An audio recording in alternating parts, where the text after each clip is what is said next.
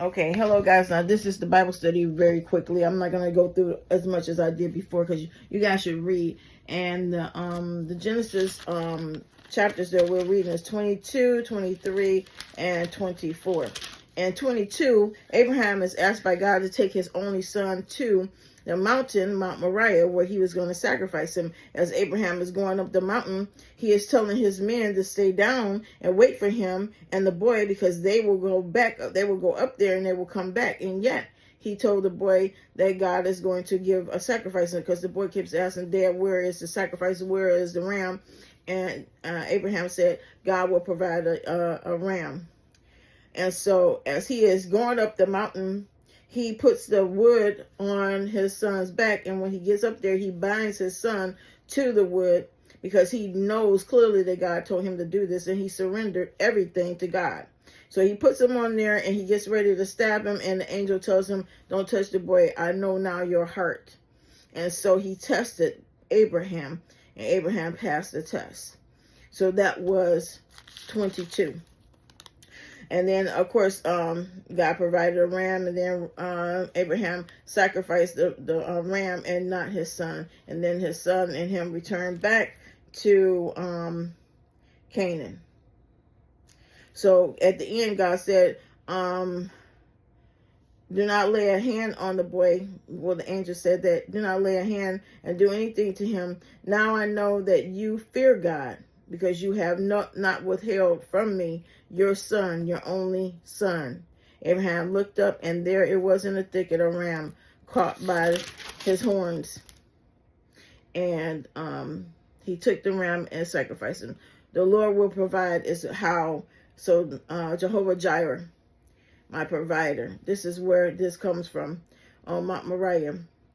I'm just trying to think of anything else. And so he said he was going to bless him and all his descendants for following his way of living and sacrificing and surrendering his whole life. And so that includes you. And in that particular chapter, what have we not sacrificed to God? What are we holding back? What area are you holding back from God being into? The thing that you hold dear to you. Because Abraham, after he had to let go of Isaac, and God told him to send him out away from him and Sarah, and that hurt Abraham. But he was not the promise. In him and Sarah, there was a little bit of act of disobedience, because they did not trust God in that. And so when Isaac came along, when he had already sent Ishmael away, it hurt him to take his only son at that time to the mountain. And when God said it was his only son, I looked up, why did he say that was his only son? And it was because Isaac was a promise, and Ishmael, even though God does bless his descendants and blessed him then, he was not part of the promise. And so therefore Isaac was his only son in the eyes of God when it comes down to his covenant. So that I did look for. And 23, Sarah dies. She lived to 127, and Abraham went to I think it was, he went to Ephraim and the land of the Hittites, and he asked for his land, if he could buy land. And so he got that land with the cave in it to bury Sarah, which also later will bury Sarah, Isaac, Jacob, and Rachel. It will have all of them on that land in that cave in Abraham. All of them will be there later on for 400 shekels. And in 24, Abraham knew he was about to die, and so he asked his servant to swear that he would find Isaac a wife in his home country. So he went and found one of his brothers' descendants and brought her back as a wife. And that was, I could have sworn that was Rachel. Yeah, it was Rachel. And so at the time they were living in an area where there was Palestinians.